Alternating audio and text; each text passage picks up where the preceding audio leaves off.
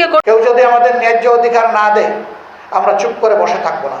আমাদের লড়াই হবে সকল অন্যায় এবং অসত্যের বিরুদ্ধে ইনশাআল্লাহ। ফেসিবাদ নতুন পুরাতন কিছুই বুঝি না, যেখানেই ফেসিবাদ সেখানেই প্রতিরোধ, সেখানেই প্রতিবাদ ইনশাআল্লাহ।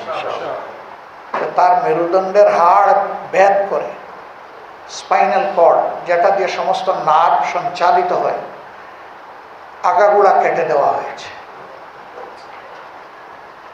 এখন শরীরের বুকের নিচ থেকে সমস্ত নিম্নাংশ, তার কোনো চেতনা নেই, ফাংশন নেই, এবং এটা আর জীবনে ফিরে আসবে না। মেডিকেল সায়েন্স তাই বলছে। এখন তার বেঁচে থাকাই তার জন্য একটা দুঃসহ যন্ত্রণার বিষয়। এমনকি পেশাব পায়খানারও কোনো কন্ট্রোল তার থাকবে না, সে বুঝবে না, চেতনা নাই তার, ওই অংশ তার অবচেতন। মানুষ অল্প স্বার্থের জন্য কতটা বেপরোয়া এবং সন্ত্রাসী হয়ে উঠতে পারে, এটি তার সর্বশেষ উদাহরণ। দেশ আছে, একটা সরকার আছে, তার একটা স্বরাষ্ট্র মন্ত্রণালয় আছে, তার অধীনে আইন প্রয়োগকারী সংস্থার সদস্যরা আছেন, তারপরে অহরহ এগুলা ঘটে চলেছে সর্বত্র দেশে। কয়টার কথা আমরা বলব? আমাদের দুর্ভাগ্য যে আমাদের একজন স্বরাষ্ট্রমন্ত্রীও আছে, তিনি সকল মন্ত্রণালয়ের দায়িত্ব সংসদের ভিতরে পালন করেন যখনই সুযোগ পান, কিন্তু তার আপন মন্ত্রণালয় এইটার দিকে নজর দেওয়ার কোনো সুযোগ নেই। একটা দেশে যদি মানুষের জীবনের নিরাপত্তাই না থাকে, এটা কিসের সমাজ? এটা তো সমাজের প্রথম শর্ত যে এখানে মানুষের জীবনের নিরাপত্তা থাকবে। আমরা সরকারকে আহ্বান জানাই, আপনারা আপনাদের দায়িত্ব যথাযথভাবে পালন করুন, মানুষকে আর মৃত্যুর দিকে ঠেলে দিবেন না। 15.5 বছর এত জীবন, এত রক্তের পরে একটা সরকার গঠিত হয়েছে, এই সরকারের কাছে মানুষ ভিন্ন কিছু আশা করে। আমরা এই জাতিকে কথা দিচ্ছি, জাতির স্বার্থে সংসদের ভিতরে আমাদের ভূমিকা পরিচালিত হবে ইনশাআল্লাহ।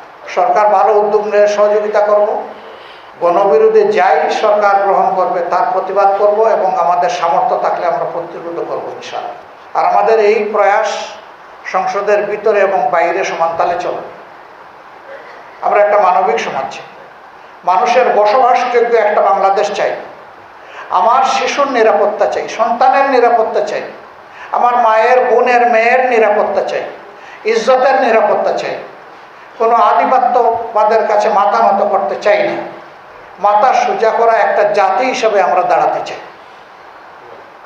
এর জন্য আমাদের সংগ্রাম অব্যাহত থাকবে ইনশাআল্লাহ। আজকের এই আশুরার দিনে আমরা আরেকবার অঙ্গীকার করছি, আমাদের লড়াই হবে সকল অন্যায় এবং অসত্যের বিরুদ্ধে ইনশাআল্লাহ। ফেসিবাদ নতুন পুরাতন কিছুই বুঝি না, যেখানেই ফেসিবাদ সেখানেই প্রতিরোধ, সেখানেই প্রতিবাদ ইনশাআল্লাহ। ফেসিবাদের বিরুদ্ধে আমাদের এই লড়াই অব্যাহত থাকবে। প্রিয় দেশবাসী, অনেক ত্যাগ এবং কুরবানি স্বীকার করেছেন, হয়তোবা আরও ত্যাগ এবং কুরবানির জন্য আমাদেরকে প্রস্তুত হতে হবে। কেউ যদি আমাদের ন্যায্য অধিকার না দেয় আমরা চুপ করে বসে থাকবো না, সেই অধিকার আদায়ের জন্য আমাদের লড়াই চলবে ইনশাআল্লাহ।